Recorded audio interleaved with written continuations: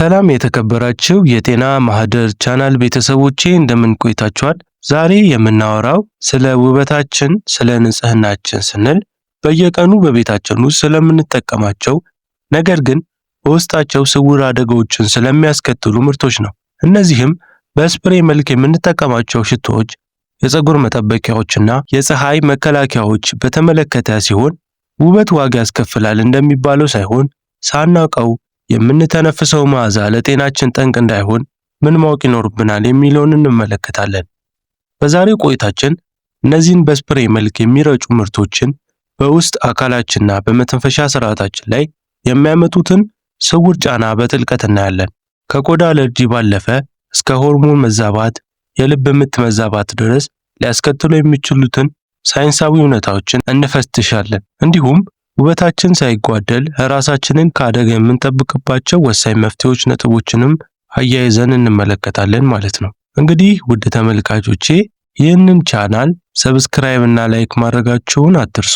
ለአስርተ ዓመታት በኤሮሶል መልክ የሚረጩ ዲዮድራንቶች፣ የሰውነት ሽቶዎችንና የፀጉር ስፕሬዎችን የዕለት ተዕለት ህይወታችን አካል በመሆኑ አብረው ቆይተዋል። በቅርብ ጊዜ ደግሞ በስፕሬ መልክ የሚዘጋጁ የፀሐይ መከላከያዎችና የቆዳ ቀለም ማሳመሪያዎች ከመቼውም ጊዜ በላይ ተወዳጅነት እያገኙ መጥተዋል። አልፎ ተርፎም በምርጫ መልክ የሚዘጋጁ የፊት መዋቢያዎች ወይም ሜካፕ ሳይቀሩ ገበያውን እየተቆጣጠሩ ይገኛሉ። እነዚህ ምርቶች በቆዳችን ላይ ሲያርፉ ምንም አይነት ጉዳት የማያደርሱ ደህንነታቸው የተጠበቀ ሊመስሉ ይችላሉ። ሆኖም ግን አንድ ትልቅ ስጋት አለ። እነዚህን ምርቶች በምንረጭበት ጊዜ ሳይታወቀን ወደ ውስጥ የምንተነፍሳቸው ወይም በጉሮሯችን በኩል ወደ ሆዳችን የሚገቡ የኬሚካል ግብዓቶች ለጤናችን ጠንቅ እንደሆኑ በሰፊው ይታመናል።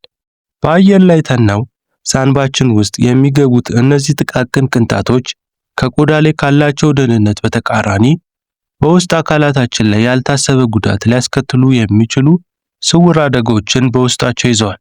ምንም እንኳን እነዚህ በምርጫ መልክ የሚዘጋጁ ምርቶች ለጊዜው ውበትና መዓዛ ቢሰጡንም በሰውነታችን ላይ የሚያሳድሩት ተጽዕኖ ግን ወዲያውኑ ሊያስተዋል ይችላል። ብዙ ጊዜ እነዚህ ኬሚካሎች ወደ ውስጥ በምንተነፍስበት ወቅት እንደ ማዞር፣ የትንፋሽ ማጠር፣ ራስ ምታትና ድካም ያሉ ስሜቶችን በፍጥነት ሊከሰቱ ይችላሉ። እነዚህ ምልክቶች ለአጭር ጊዜ የሚቆዩ ቢመስሉም ሰውነታችን ለሚተነፍሰው አየር የተሰጠ ያለው የማስጠንቀቂያ ደወሎች ናቸው።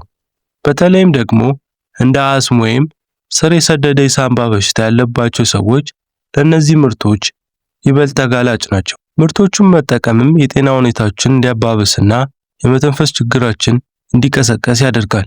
ይሁን እንጂ ጉዳዩ በዚህ ብቻ የሚያበቃ አይደለም። ሳይንቲስቶች እነዚህ ኬሚካሎች ለረጅም ዓመታት ወደ ውስጥ መተንፈስ በሰውነታችን ላይ ምን አይነት ዘላቂ ጉዳት ሊያመጣ እንደሚችል እስካሁን ሙሉ በሙሉ ደርሶበት ባይሆንም ስጋቱ ግን አሁንም እንደቀጠለ ነው። ስለዚህ ከዚህ ጋር በተገናኘ ከፍተኛ ችግር የሚያስከትሉበት ምክንያቶች በዝርዝር እንመለከታለን። አንደኛው የሰው ሰራሽ የቆዳ ቀለም ስፕሬይ ነው። የቆዳችን ቀለም ለማሳመር የምንጠቀማቸው ስፕሬዎች ዋናኛው ቀለሙን የሚሰጠው ግብዓት ዳይሃይድሮክሴቶን ይባላል።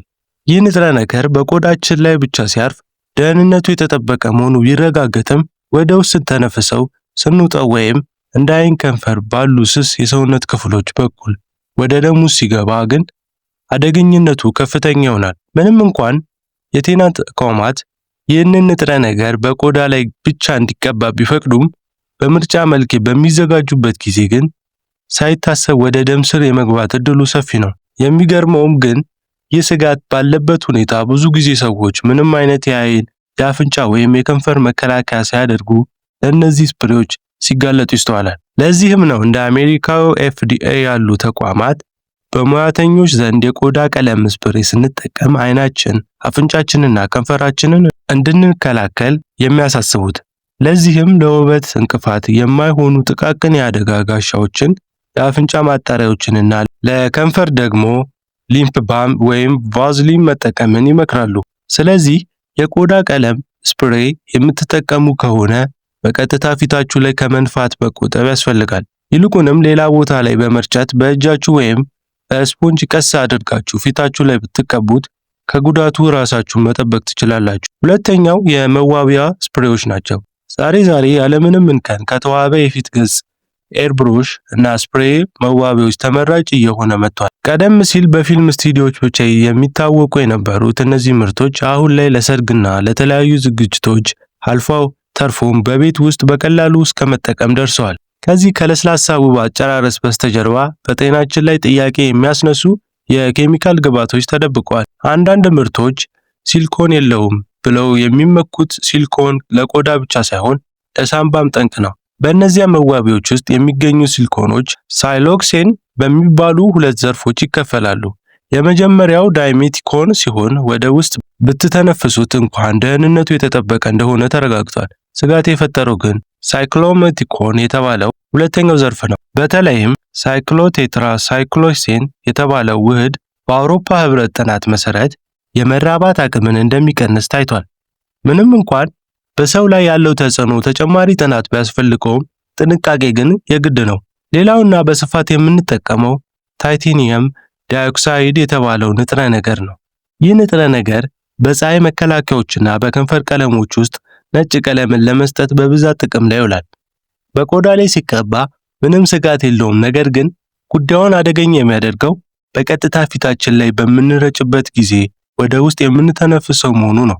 ዓለም አቀፍ የካንሰር ምርመራ ተቋም እንደገለጸው ይህ ንጥረ ነገር ከፍተኛ በሆነ መጠን ወደ ውስጥ ሲተነፍሱት ካንሰር የመቀስቀስ ዕድል ሊኖረው ይችላል ተብሎ ተመድቧል። በአጭሩ የምንረጨው ውበት ፊታችን ላይ ብቻ እንዳያርፍ እንጂ ወደ ውስጥ ዘልቆ እንዳይገባ ሁልጊዜ ጥንቃቄ ማድረጉ ለጤናችን ዋስትና ነው።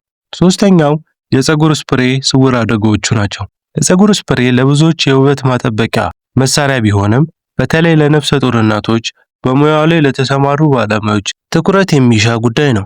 ጥናቶች እንደሚያመለክቱት ነፍሰ ጡር እናቶች ለፀጉር ስፕሬይ ኬሚካሎች መጋለጣቸው በሚወልዱት ወንድ ልጅ ላይ ሃይፓስፓዲያ የሽንት መውጫ ቀዳዳ መዛባት የተባለ ችግር የመጋለጥ ዕድልን ይጨምራል። ለዚህ ችግር ዋነኛ ተጠያቂ ታሌትስ የተባሉ ኬሚካሎች እንደሆኑ ይታመናል። እነዚህ ኬሚካሎች ስፕሬይ ፀጉርን አጣብቆ እንዲይዝ ለማድረግና በመዓዛነት የሚያገለግሉ ሲሆን በሰውነታችን ውስጥ ያለውን የሆርሞን ስርዓት የማናወጥ ባህሪ አላቸው።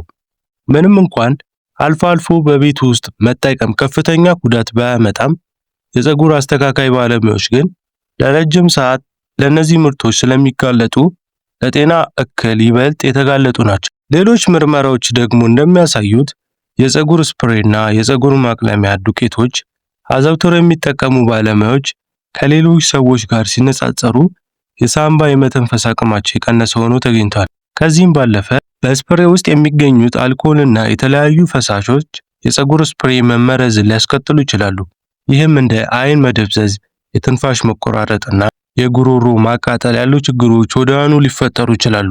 በተለይም ምርቱን ሆን ብሎ ያለአግባብ መጠቀም እስከ ኮማ ውስጥ መግባት የሚያደርስ ከባድ አደጋ አለው።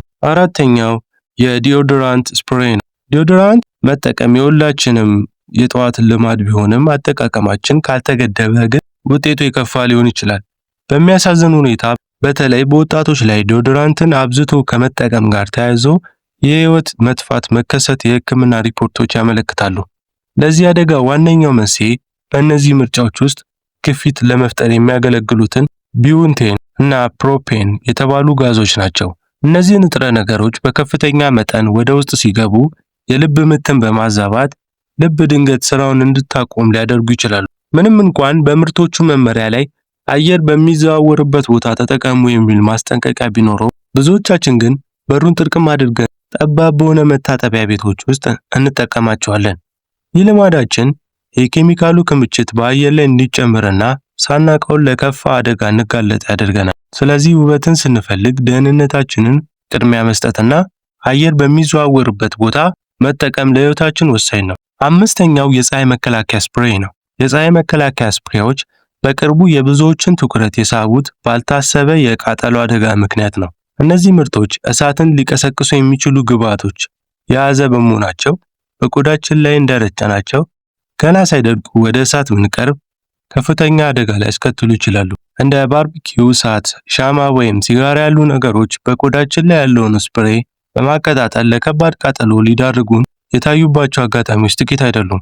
ከቃጠሎ አደጋ በተጨማሪ እነዚህ ስፕሬዎች ወደ ውስጥ መተንፈስ ስላለው ስጋት ሳይንሳዊ ጥያቄዎች እየተነሱ ነው። እንደ አሜሪካው FDA ያሉ ተቋማት ጉዳዩን ለ2011 ጀምሮ ሲመረምሩ ቢቆዩም እስካሁን ድረስ ሙሉ በሙሉ ደህና ነው የሚል ማረጋገጫ አልሰጡም። በዚህ ምክንያት ለልጆች ስፕሬይ መጠቀም ሊያስከትል የሚችለውን ጉዳት በውል ስላልታወቀ ከፍተኛ ጥንቃቄ እንዲደረግ ያስጠነቅቃሉ። በተለይ በእነዚህ ምርቶች ላይ የሚገኙት ዚንክ ኦክሳይድ እና ታይታኒየም ዳይኦክሳይድ የተባሉ ንጥረ ነገሮች በጥቃቅን ቅንጣቶች መልክ ስለሚዘጋጅ ወደ ሳምባ ሲገቡ ያላቸው ተጽዕኖ አሁንም አጠራጣሪ ነው። ምንም እንኳን በቆዳ ላይ ሲቀቡ የሆርሞንን ስርዓት የሚያናውጡ ተብሎ ቢታሰቡም በትንፋሽ አማካኝነት ወደ ሰውነት ሲገቡ ግን ውጤታቸው ከባድ ሊሆን ይችላል። ስለዚህ ማንኛውንም የኮስሞ ምርት ከመጠቀማችን በፊት ሊያስከትሉ የሚችሉትን የጎንዮሽ ጉዳት በሚገባ ማጤንና መገንዘብ ያስፈልጋል ማለት ነው። እንግዲህ ውድ ቻናሌ ቤተሰቦች ለዛሬ ያዘጋጀሁላችሁ ስለ መዓዛችን የተለያዩ የስፕሬይ ምርቶች ስውር ጉዳቶች እንዲሁም ልናውቃቸው የሚገቡ ጥንቃቄዎች ይህንን ይመስሉ ነበር። እርግጥ ነው እነዚህን መረጃዎች ማወቃችን በቤታችን ውስጥ የምንተነፍሰው አየርና የጤናችን ደህንነት ለመጠበቅ ትልቅ እገዛ ያደርጋል። ነገር ግን ማንኛውም የጤና እክል ሲገጥመን ዘላቂ መፍትሄ ለማግኘት የሕክምና ባለሙያን ማማከር ቀዳሚ መንገድ መሆኑን መዘንጋት የለብንም። ማንም በላይ ደግሞ ሕይወታችንን ስንጠብቅ ጤናማ ሕይወት እንዲኖረን አስፈላጊ ጥንቃቄ ማድረግ፣ መረጃውን በአግባቡ መጠቀም የሁላችን ኃላፊነት ነው። ይህ መረጃ ለብዙዎች ጠቃሚ እንዲሆን ሼር እና ሰብስክራይብ እንዲሁም ላይክ ማድረጋችሁን አትርሱ። በቀጣይ በአዲስ ጠቃሚ የጤና መረጃ እስክንገናኝ መልካም ቆይታ ይሁንላችሁ።